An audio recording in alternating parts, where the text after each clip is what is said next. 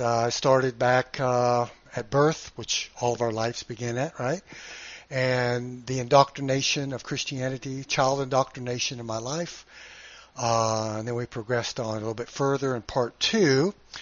And today we're going to continue and pick it up in 1990, back in the day, to 1995. Those very crucial yet very, very painful years of letting go of God belief. So I would entitle this subtitle, Painfully Letting Go.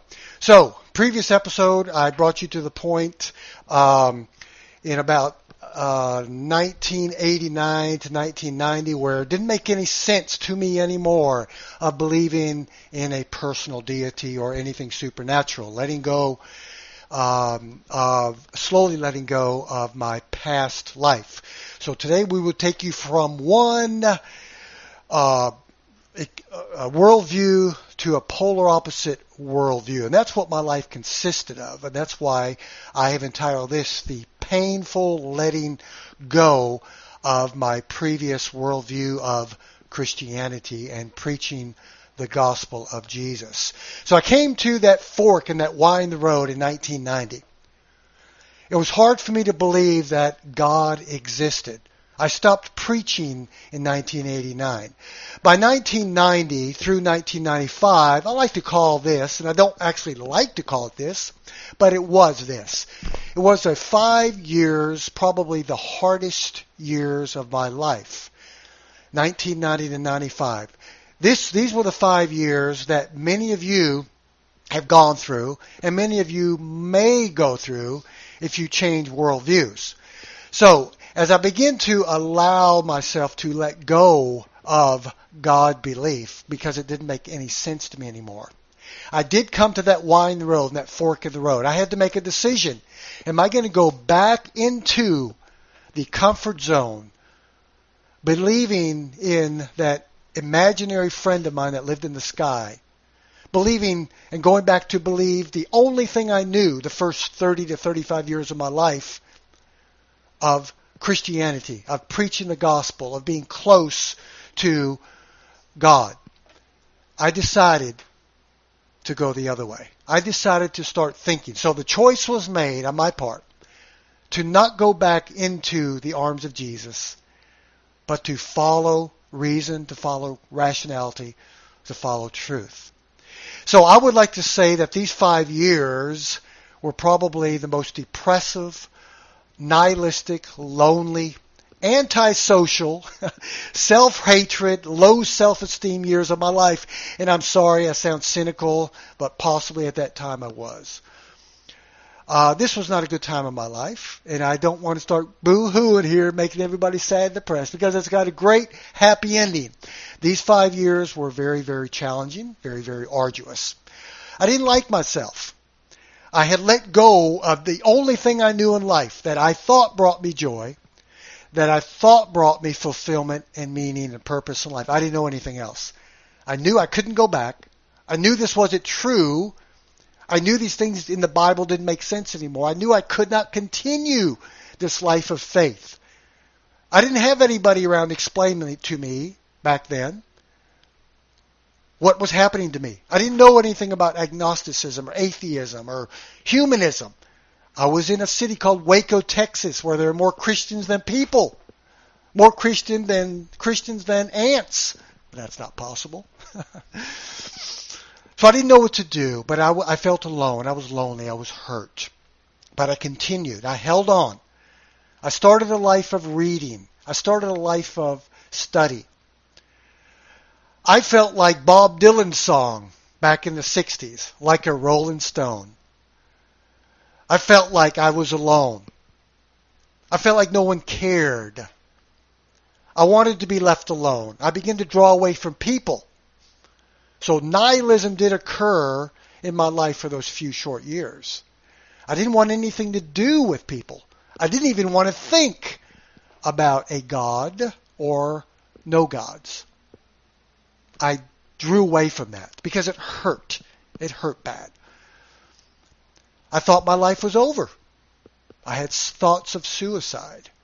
And you're saying, David, This is what happens when you leave Jesus. No, it's what happens when you leave something that you found out by using this logic and reason over faith that was nothing more and nothing less than an illusion. I was left with nothing. I was never offered an alternative. There were no alternatives out there for me. I was a man that was raised to not trust in reason, to not trust in rationality or human nature, for that matter. When you let go of supernaturalism and there's no one else around to explain to you, and you're not educated of naturalism and reality, this is what happens. I did not give up. I didn't know if God existed, and I didn't care at that time.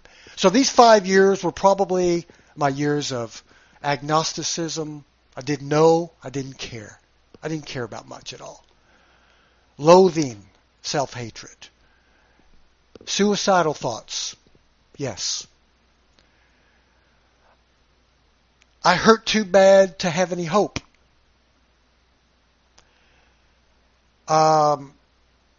I didn't consider any alternatives because I didn't know. Interesting that I took a job in the early 90s at Word Incorporated, which is a Christian publishing company. I took it as a sales position using my Christian background and my knowledge of Christianity and so forth. I was hired there as a sales rep. So I did have to put up with some of the Christian jargon and verbiage. I just didn't care. I didn't want to hear much about that. I stayed there for a few years. I ran into a very close friend there who just came out of the ministry as well. And we became close friends. He began to explain to me what agnosticism was. I didn't know. Never heard of it. Atheism. At that time, I was having marital problems in the early to mid-90s. Long story short, wife left me. I went through some even deeper depression. I was separated twice during these very hard 5 years of life. I started going to counseling with a secular humanist counselor, someone that actually helped me with my low self-esteem. The first time I'd ever been around someone who gave me advice, professional advice, outside of the Bible. That's all I knew. She helped me in those years, at least 1 year, to begin to realize that I'm not worthless, that I'm not a sinful dog disobeying a God. She helped me to begin to reclaim self-evidence, self-worth, and to remove all these mythological concepts. So I would say she was very instrumental in allowing and teaching me what critical thinking was. Clear, rational, objective, informed by evidence thinking is critical thinking.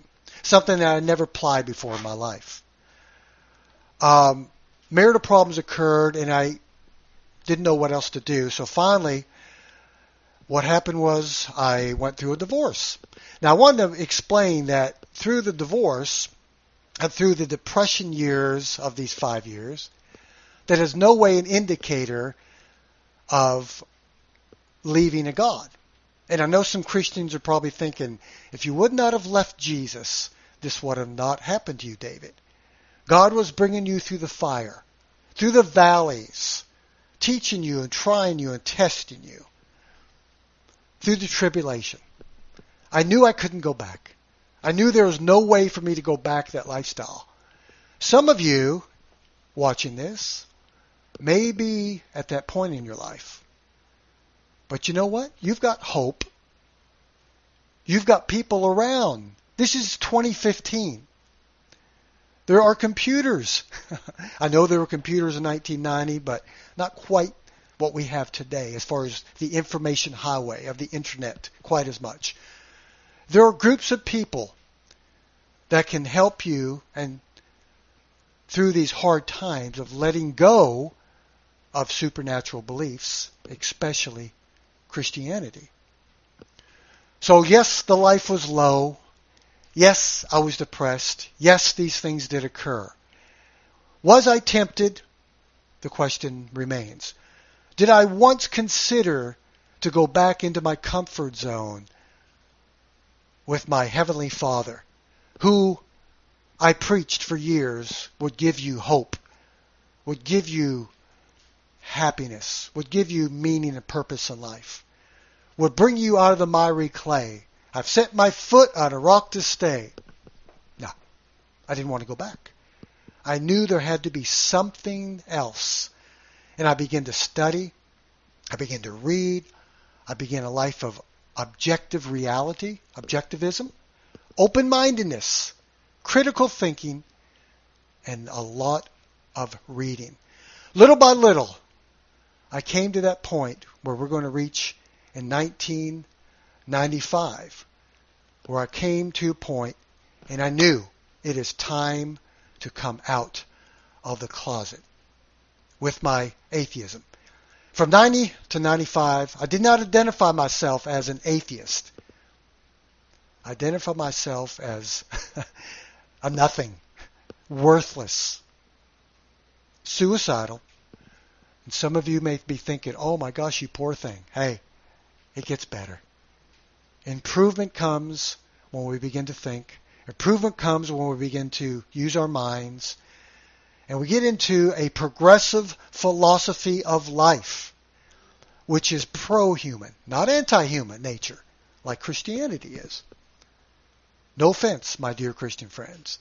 When you come into a life and you create yourself, like the great Friedrich Nietzsche said a few hundred years ago, what do you do when you come to a point in your life when you figure out the conclusion of the matter is this: there's no evidence for anything supernatural. It didn't work for me, and it may not be working for you. The promises that you believe and you hold to in the Holy Bible, the same promises that I preached for years, nothing happened. They didn't come through. At my lowest point, God was not there. I had to make a choice. Choose you whom you will serve this day, said Joshua. I and my house, we choose the Lord. I made a choice. I was by myself. I made the choice to follow this road of reading, studying, and objectivity. And I held on for a few more years to 1990, and ever since then it's gotten good.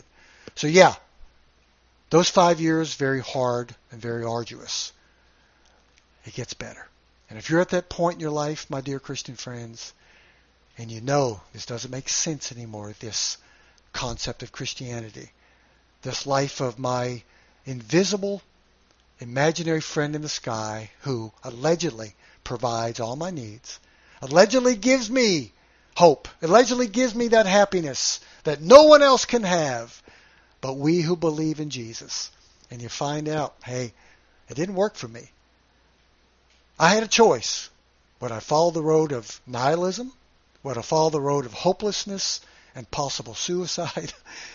I don't think I would have committed that, but I felt like it at times.